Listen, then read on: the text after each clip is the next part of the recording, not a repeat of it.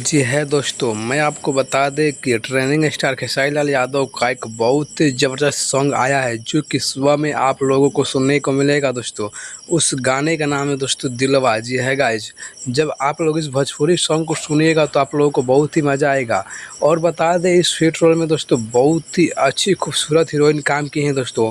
और जो इसमें म्यूजिक दी है जो कि खेसारी लाल यादव और जो कि शिल्पी राज का इसमें सुरीली आवाज़ है दोस्तों। जब आप इस सॉन्ग को सुनिएगा तो आप लोगों को बेहद पसंद आएगा।